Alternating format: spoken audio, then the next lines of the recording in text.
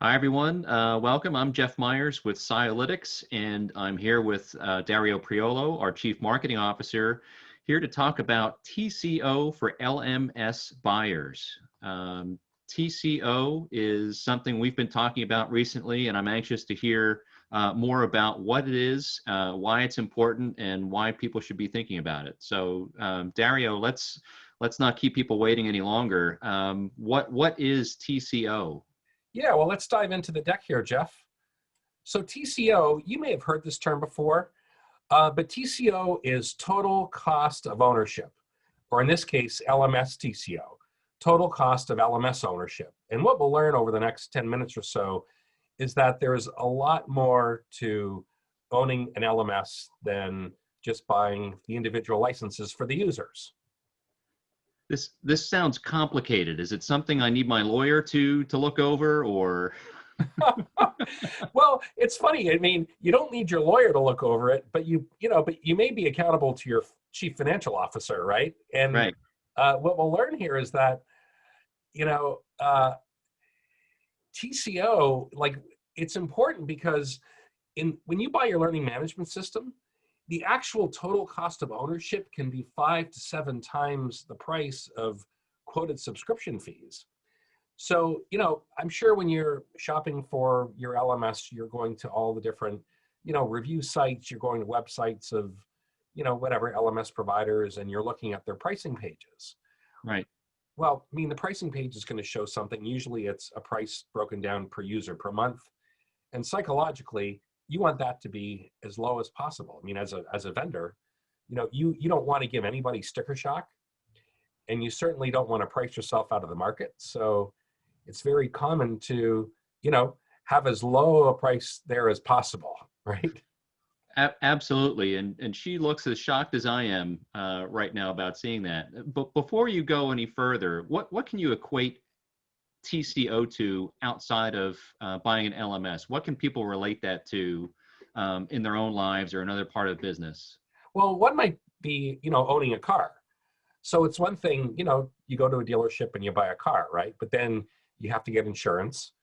You have to maintain the vehicle. You have to get your oil changed. You need gas. So, I mean, this happened to me, like, the first time I bought a car that needed premium fuel, and you go to the gas station and you're looking at the price of regular, but then you're looking at the price that you have to pay for premium. And you think, oh my God, like, this is, whatever, 50 cents a gallon more.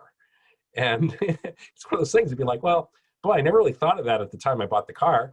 But here I am now. I bought it. I'm stuck with it, and I can't put regular gas in. It's going to wreck the engine. So here I am. I'm stuck, right? Right. Um, home ownership's another, right? You buy your house, but then, yeah, you got repairs, you got insurance, you have your taxes, Utility. uh, Yep. utilities. I mean, yeah. So you have to look below the surface.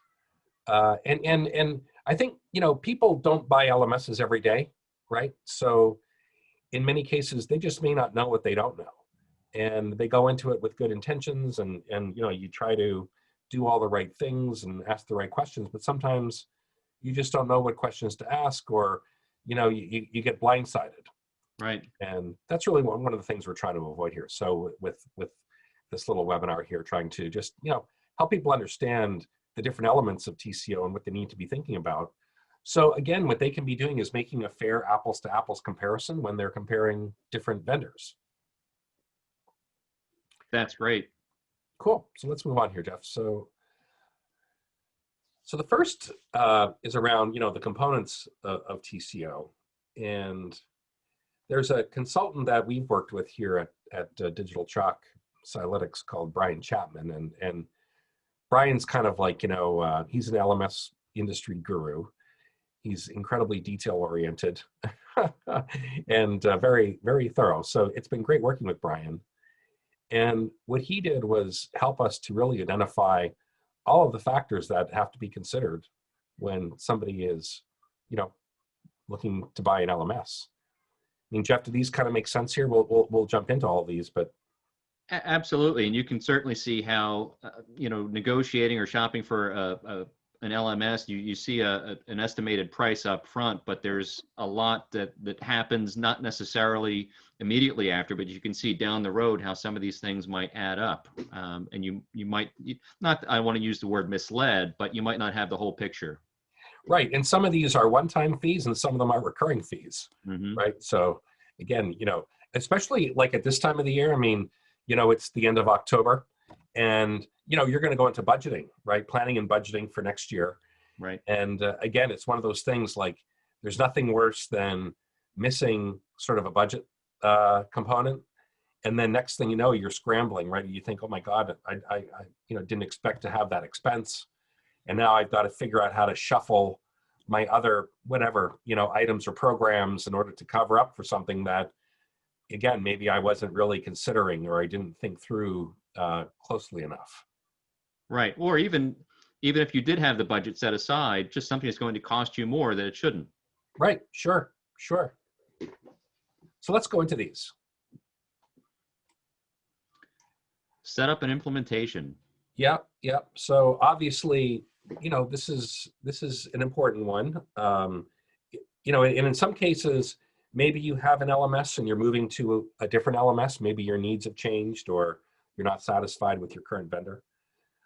Well, again, there's effort required, right? There's time, there's effort. In some cases, there's some expertise. So for example, if you've got to, get the system configured specifically for your organization, maybe you have, different organizational structures. Maybe you have geographies or business units or regions or functions, right, that you're serving, and you need to get things set up properly. You need to give certain people different rights to see different things. Mm-hmm. All that takes time, right? Then, for example, maybe you've got to migrate data. Maybe you've got all your user data. If you're doing compliance training and you've got, you need to keep certain records for a certain period of time in order to prove that, certain people, pass certain tests or requirements or licenses. Well, again, that's the type of stuff that's got to be brought over. And then you get into things like the third bullet point here, single sign-on, integration with different systems, CRM or Salesforce.com integration.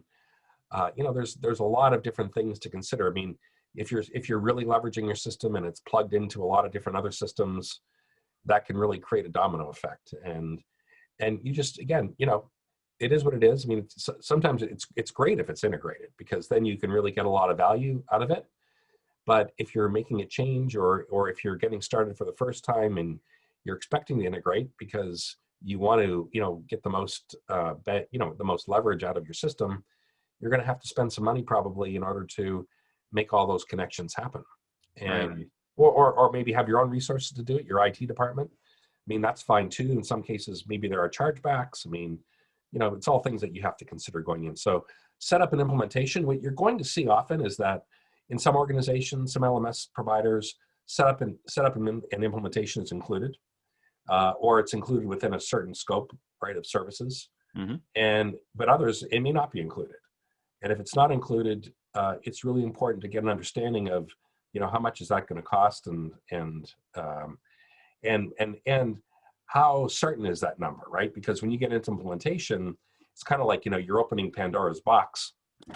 And you don't know what's going to happen. Right. It's like, Yeah. When, something happens on your car and you take it to a mechanic and next thing you know, you think it might just be something like a spark plug. And then they take this, they get in there. Next thing you know, it's this whole domino effect and you want to try to avoid that. Right. Absolutely. So the next item, Jeff. Training Mm-hmm. for admins and users. Oh, that's important. Yep. So, as the admin has to know how to use the system, has to be able to get people set up, has to, be able to upload courses and maybe to some extent to author courses, make the system, workable and for everybody. And then of course the users have to know how to use the system, how to register for courses, how to take courses, a whole host of things. So again, it's common for a certain amount of training to be included. But again, depending on the scope of your organization, depending on your needs, it may not all be included. So again, it's very important to learn from your LMS vendor what's included and what's not included and how much of it's included so that you can make the best decision possible. Right, and I can imagine too that the broader your workforce and how they're spread out geographically, or even their roles and what technology they have access to, I can see how that could become um, a larger issue in some organizations and situations. Yeah, I mean, you get into things like different languages, right? Different countries, Hmm. different, whatever regulatory requirements. Um, it's all something you need to be thinking about in advance. Right, great point.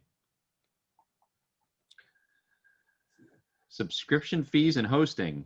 Yep, yep. So this is sort of like, the bread and butter here. It's the subscription fees anyway. These are the fees that you commonly see posted on the different websites. Again, typically per user per month, even though they may be invoiced on a 12-month basis. That's very common. Most LMS vendors will try to, have you sign up for a multi-year contract and give you some incentive to do that. But even with these being SaaS-based products, you still see some LMS vendors charging hosting fees. So again, it's all about kind of their business model. And it's kind of funny, you think about the car analogy, Jeff, if you've ever traded in a car, Mm-hmm. and you start dealing, right? Next thing you know, they show you what they're giving you on a trade, and you're thinking, oh my God, like that's pretty measly. But then they say, oh, but we discounted the car, right? Or sometimes, maybe they're not able to discount the car, but they'll try to give you a bit more in the trade. I mean, it's sort of a shell game to some extent. It's almost like the convenience fee. Yeah, right. Pops up often. So Yeah.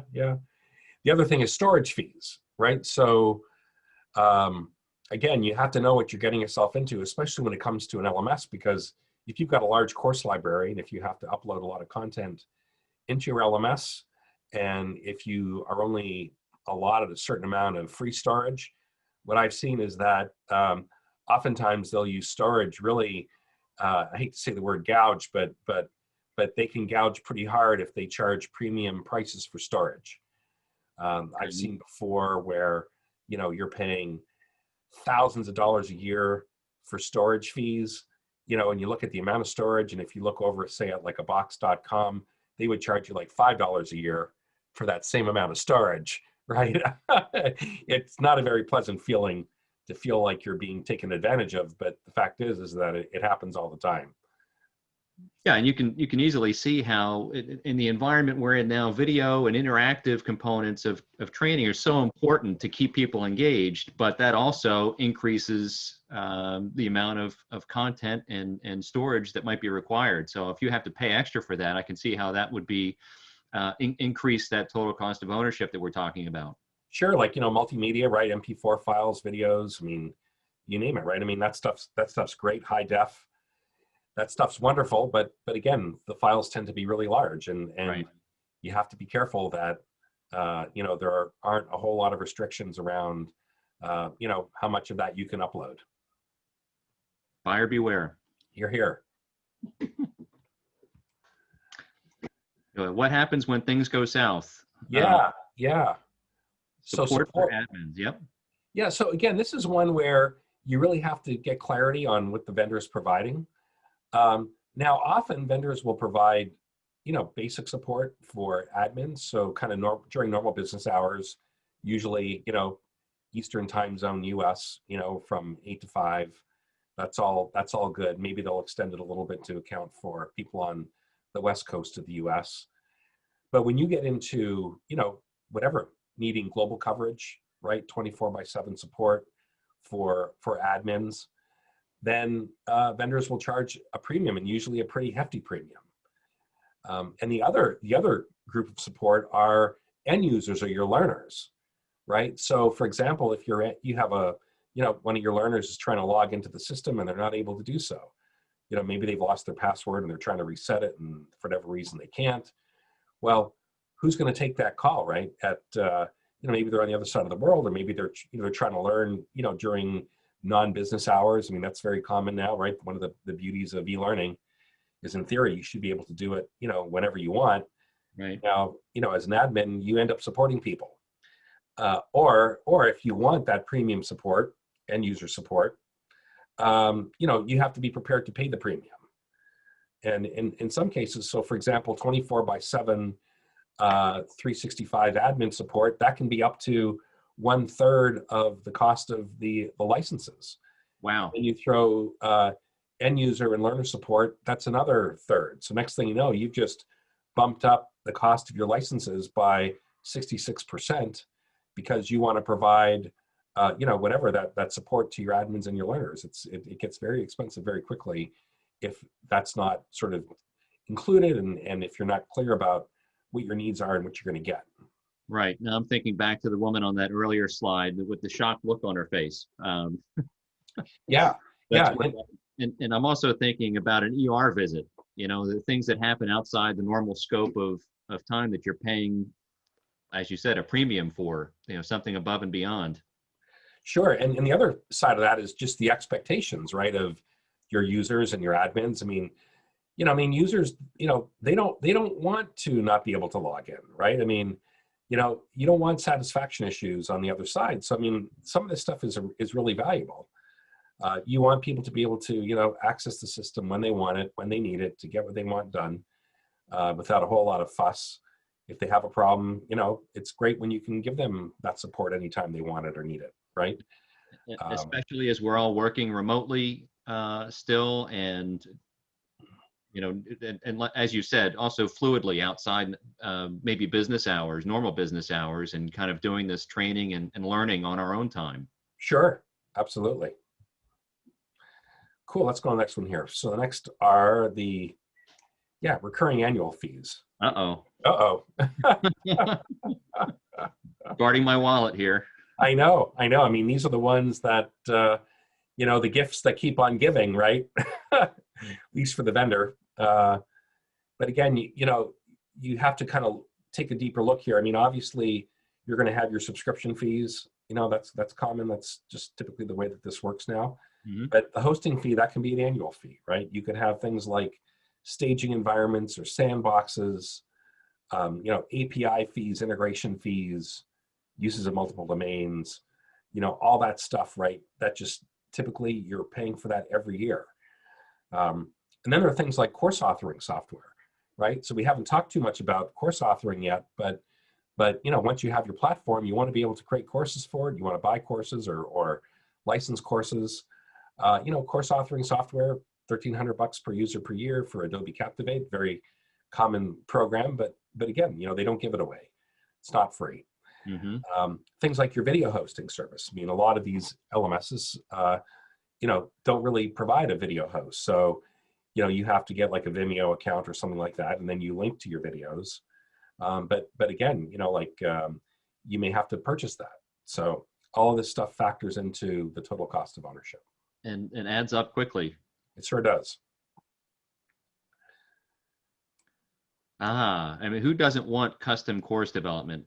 Right? Of course, right? We all want it. But again, custom course development comes in a lot of different flavors. And, depending on the sophistication and quality and expectations, the cost can really ratchet up quickly. Now, it doesn't mean that you have to, provide super high, studio quality, animation and motion video and whatnot, right? But like things like, a recorded webinar, you could do that. We all have Zoom now. We can record on Zoom. We can download Zoom files. That's kind of free, right? But all the way up to very high-end custom courses, which can be $25,000 or more per finished hour. It can ratchet up into the six figures if you really need something sophisticated. So it's really important to know, what's the expectation of your audience? And, I've kind of seen that depends a lot on the culture of your organization. To some extent, the industry. Certain industries, have a reputation for being just a little bit more, buttoned up, where their expectations are a little bit more formal, and you can expect to pay a lot more for courseware. But again, even like, for example, when you're doing recorded webinars, like you can use recorded webinars to create content, but I think the challenge then becomes creating a compelling learning experience as a result of that. So it's not enough usually just to, we're going to record a webinar and we're going to post it to an LMS and, sit back for an hour and make yourself smart. Mm-hmm. What you find is that people will usually tune out after maybe 10 minutes or so. And so you want to add that interactivity to it. So that's an area where we've really focused a lot on bringing down the cost of custom course development. It's being able to upload a video, being able to knock out like a webinar really quickly, but then being able to layer in all of the interactivity on top of that. That's an area where we've really invested because we've seen that that gives our customers the best of both worlds. It dramatically lowers the cost of custom course development, but it enables them to still add the interactivity to make it a compelling learning experience. So again, it's something that's very important to consider when you're, whatever, launching an LMS, launching an e-learning program, so that, again, you don't end up bankrupting yourself, right? Because if you can't create enough content, then, there may not have the critical mass in order to make their system really usable for people. Right. No, that's a great point, especially the way we consume content these days. I mean, both for our own professional development, but also socially and personally. It's just the way we're wired, and not only relevance, but then engaging content, like you said, and in the kind of the short bursts or doses, so that it's easily digestible before we get distracted. All important points, and also to know that you don't have to be Pixar to do it. Right. Exactly.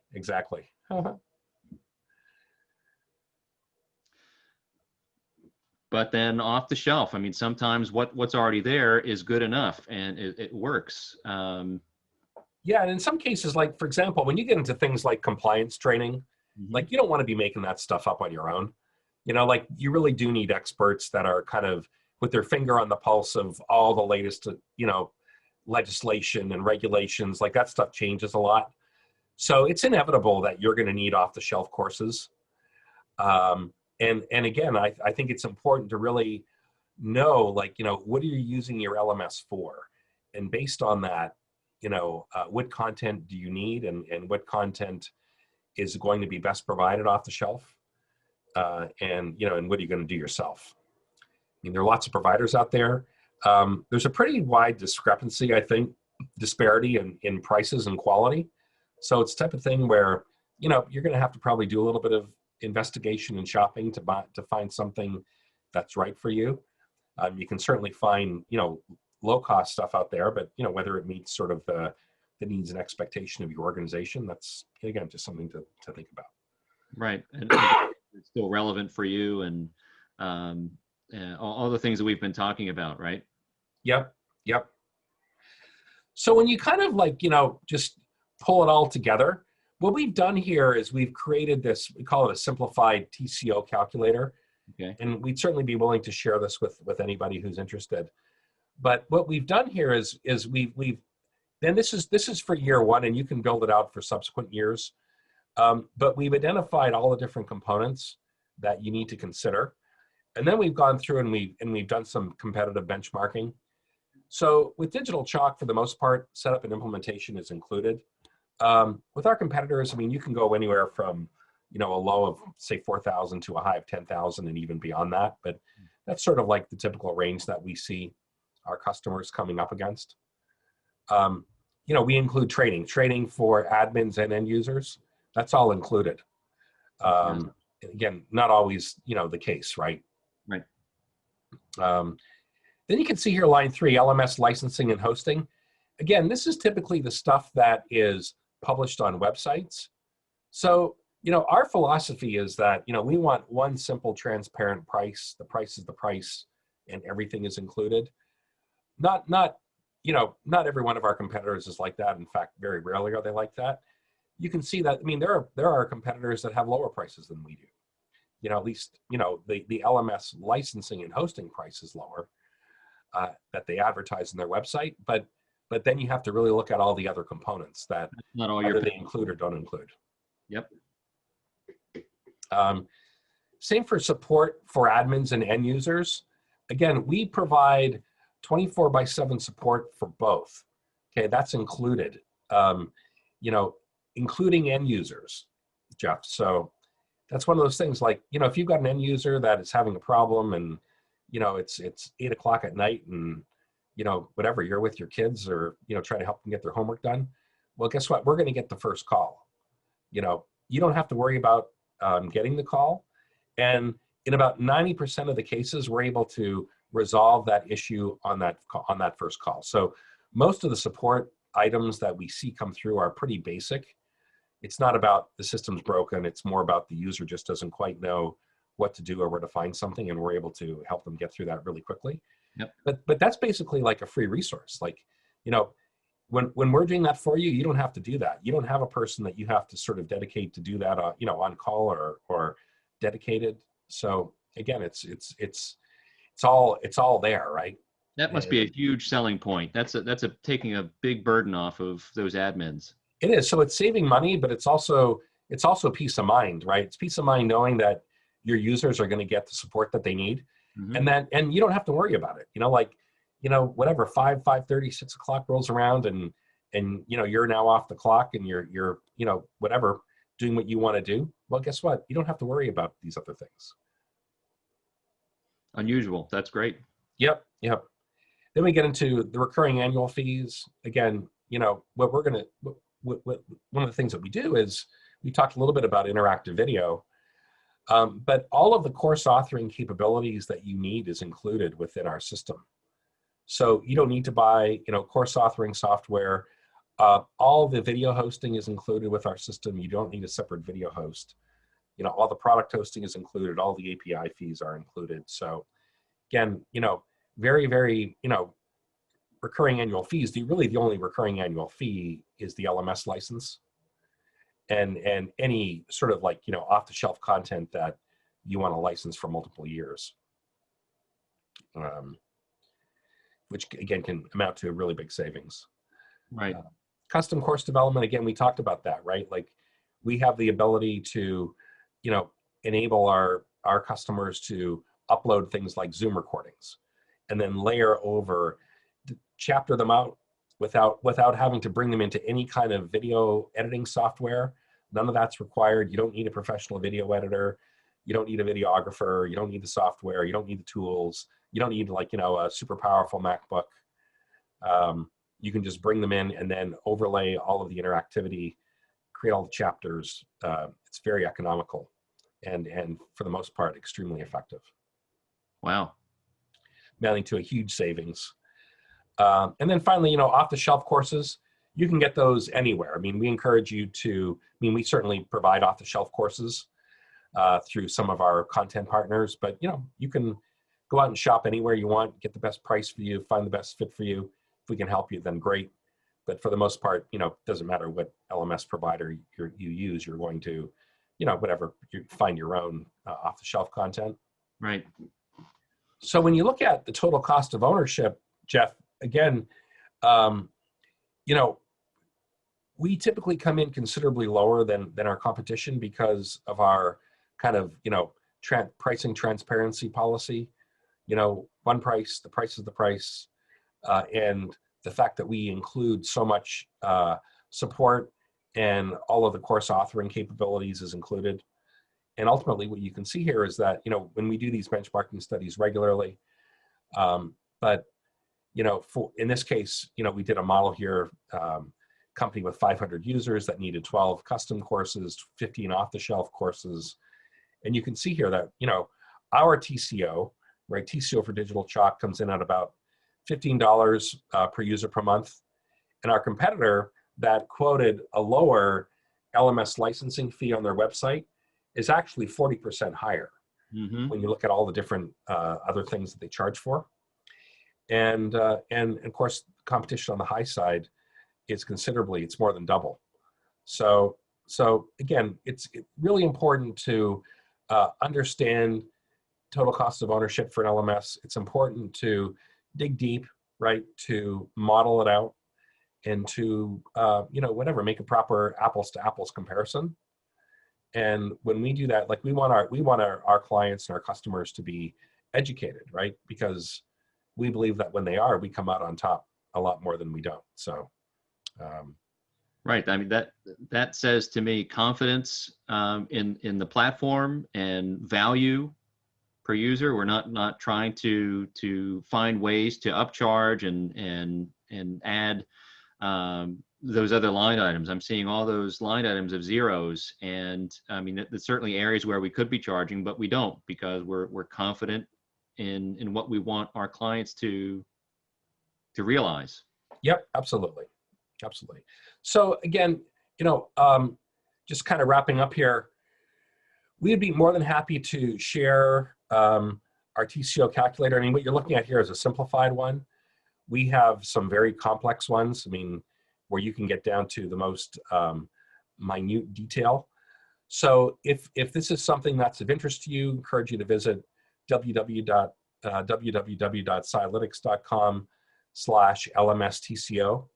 There'll be a landing page. You can fill out a form, and we will get back to you. We'll gladly sort of walk you through TCO, consultation for your organization, provide you with a calculator, and do whatever we can do to help you make the best decision for your organization.